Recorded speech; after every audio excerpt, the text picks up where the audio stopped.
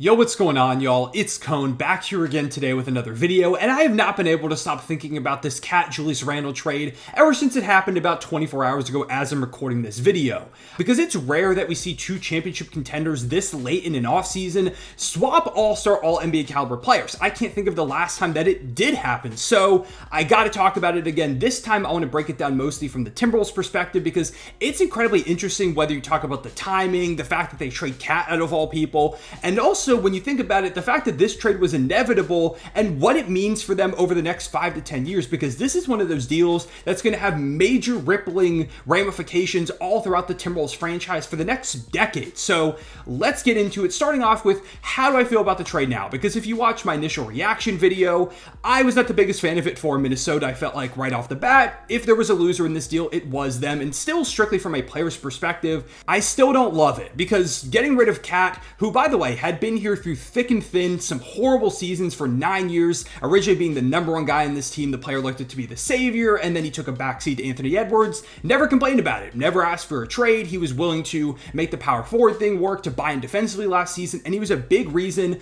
why they beat the Nuggets last year, why they went to their first Western Conference Finals in 20 years. Cat was amazing. So the fact that it's him out of all people that gets traded is wild. I mean, we saw a report that he was stunned, and I don't blame him. Nobody really saw this coming because coming off of one of their most successful seasons ever, I didn't think they were going to make a major shakeup, but they went ahead and did that. And Julius Randle is a good player to go ahead and bring in Karl-Anthony Towns instead, but I do worry about how the fit's going to be because, yeah, while Randle is aggressive, he's a physical player that's going to bully. Mismatches, something that Cat really never did well in Minnesota, especially multiple times throughout this playoff run. I wish he would just take advantage going up against smaller defenders, but he never really did. Randle is going to take a lot away from the spacing because while he's a capable three-point shooter, he's nowhere near the knockdown outside threat that has to be respected with the utmost respect in Karl-Anthony Towns. He's one of the best shooting big men to ever play the game. So Randle is definitely going to hurt the spacing a little bit. I do like the playmaking that he's going to bring to the table. I think that's something that they could really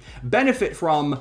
But I just worry a little bit about how that's going to look with a guy like Anthony Edwards, who loves to get downhill and attack the rim and has had complaints in the past about the paint being clogged when Rudy Gobert first got there, so that's a little bit concerning. I do like Donte Divincenzo for this team. I think he really helps out with their depth, especially at the wing spot. He's going to knock down a ton of outside shots. He's one of the best shooters that Minnesota has had all throughout this Anthony Edwards era. They're going to also get some defense from him.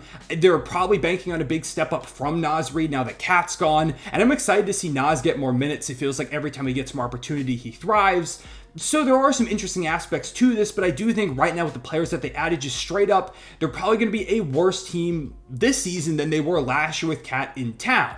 But like I said, this is a trade they kind of had to make. It didn't have to be right now, but they decided this was the moment to make the inevitable move because if they didn't eventually trade Cat or somebody making a lot of money, the team is going to fall apart. If you haven't seen the way the new CBA works, it severely limits teams once you go over a certain threshold financially. It prevents you from making certain trades involving certain players, certain salary numbers. You can't take back more money than you're giving up, even if the salaries are just a few dollars apart.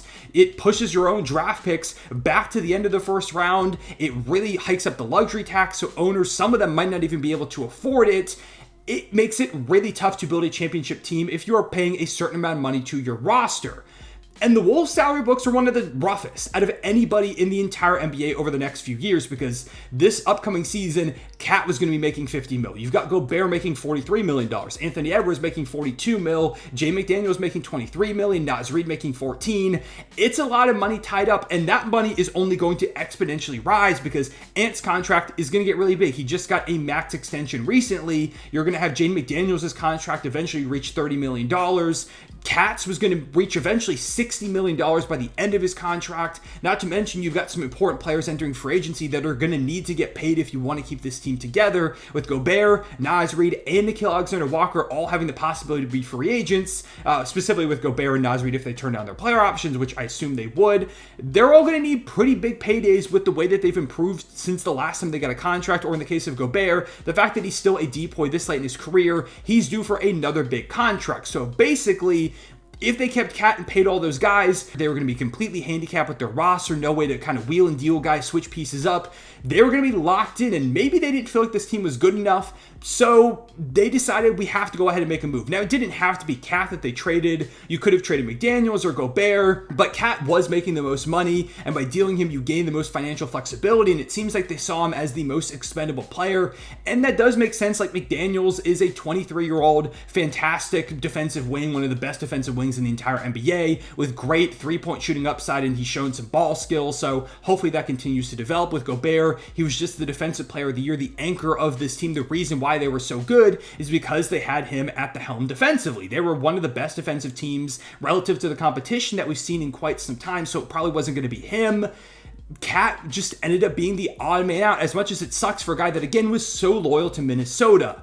Now, with this trade being done, I think there is still quite a bit more to follow it. Maybe not right now. I don't think they make anything big happen for the rest of this offseason, but in the long run, they're going to make some more moves, and ultimately, this could be a trade that really helps to maximize the window of Anthony Edwards, because all in all, when you have a talent of his caliber who's only ascending rapidly, you have to try and prioritize him and how you can win with him in town and make him happy. In the case of Julius Randle, he's got a player option this summer that he's likely going to decline to get a bigger payday, so he is an expiring contract, and making $30 million, that's a big enough deal to go ahead and flip him for a different high-level player or multiple solid role players if you want to go that route and change this team up a little bit throughout the season. Or you could always just let him expire and walk, but whatever route they take, I don't think Randle's going to be a long-term player here in Minnesota. There was a tweet from a Timberwolves beat reporter where basically he talked about some of the reasoning behind this deal, how the Wolves love Donte Divincenzo, and then there's like one sentence about Julius Randle despite him being the better player in this deal. So clearly to me that shows they don't see Randle as like the long-term fit for this team. They didn't add him just because they think, oh, he can take us over the top to championship contention.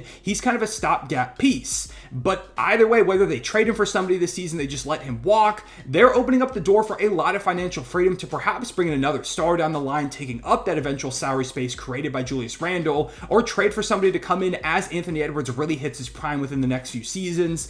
They've given themselves a lot of possibilities, and I think this has only amplified the fact that they're looking forward to the future way more than maybe just right now by the fact that they traded up to get Rob Dillingham in this year's draft, because while Rob could be good this season, typically rookie point guards aren't that great, so it's going to take some years for him to develop into the player he eventually is going to be, and I think he will be really good someday, but for right now, he might not be the best, and Mike Conley's getting up into his late 30s. You're going to need an eventual replacement, so even if he's not good this year when you're actively trying to compete for a championship seemingly, it is more so a move to help you down the line when Anthony Edwards is hitting the peak of his powers. To me, it's become very clear that the Wolves have decided that they're willing to take a bit of a step back this season if it means building a more financially viable, long-term competitive core around Ant. And ultimately, that is probably what they had to do. It was inevitable, again, that they were going to have to trade somebody, and by getting out in front of it now, trading the guy that was making the most money, they've probably given themselves the best chance to go ahead and do so, because imagine they did run this thing back, they don't win a championship, and you get to next offseason,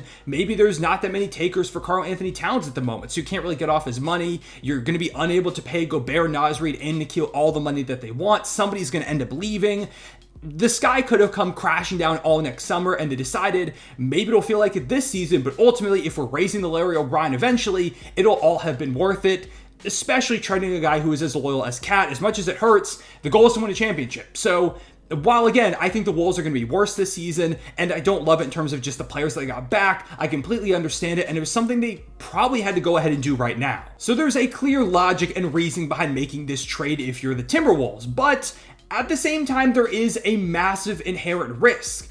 What if the Randle thing doesn't end up working out? He's not very good, and either A, you don't find a great trade to go ahead and make with him mid-season, or B, he walks for nothing. You know, maybe you bring back Rudy Gobert, and all of a sudden he starts to regress because he is getting into his mid-30s. Maybe he starts to deal with some injuries, or he's just not the same deep-point player he was this past season, or even maybe this year. And now you start to think, okay, well, we broke up a Western Conference Finals team that we could have run it back with, and now Rudy Gobert is getting worse, so should we have just run it back with that team? And maybe no star trade does end up materializing because they did trade a lot of picks to bring in Rudy Gobert. They don't have the best war chest of assets out there amongst teams that could make a big move. Like, are they going to be able to outbid like the Thunder or the Houston Rockets if they decide to make a trade like that? The Pelicans have a bunch of assets. If things don't really go their way over the next few years like they're hoping it is, if the vision doesn't pan out, you could never get back to that previous high of making the Western Conference Finals, and you broke up that team without ever giving them a chance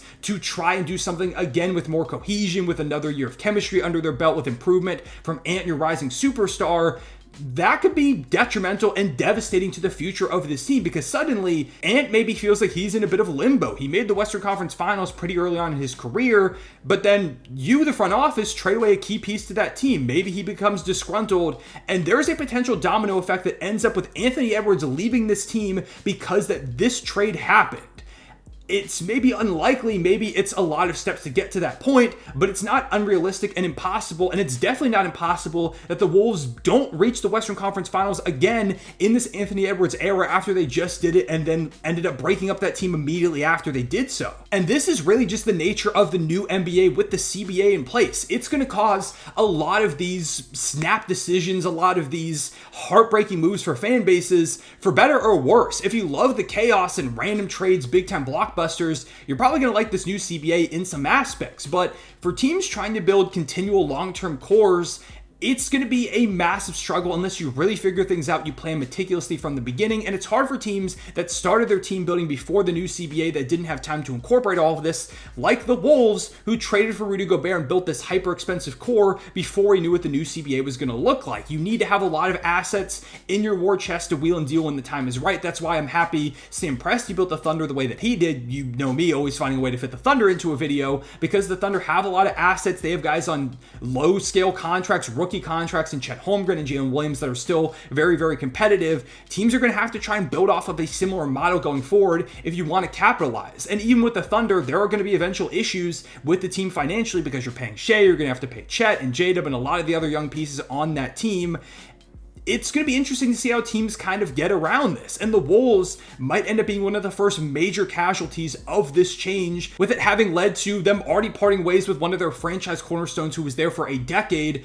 And it still feels like there could be more moves to come to make this team work with the way the CBA is currently operating. So it's an incredibly interesting deal. I feel like within the next 5 to 10 years, we're going to look back on this as a case study of how the CBA affected things. And one of those that, again, I think could provide a massive domino effect in the Western Conference and the NBA as a whole for the career of Anthony Edwards. Of course, over in the East as well, with Cat joining the Knicks, which again, I want to talk about that in a full video within the next few days.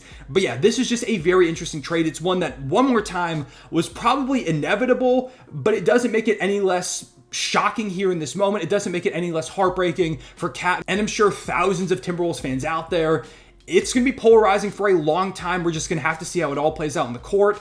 I'm interested to hear what you have to say about this deal now that we've had some time to simmer on it a little bit. Think about it for around 24 hours. Again, as I'm recording this, I think it might go up 48 hours or so after the trade has been finalized. So you've had some time to think about it. Let me know what you think about this deal. Who won? Who lost? Do you feel like the Wolves can be as competitive as they were last year, or do you think they'll take a bit of a step back like I do? For the Knicks side of things, do you like what they gave up in that trade? Do you think it was a little bit too much? We'll talk about that more once we get to them in the future video. But for the moment, I appreciate you watching. Leave a like and subscribe if you enjoyed. Hit the notification bell so you don't miss any future videos. I'll see y'all later. Real one, say it back.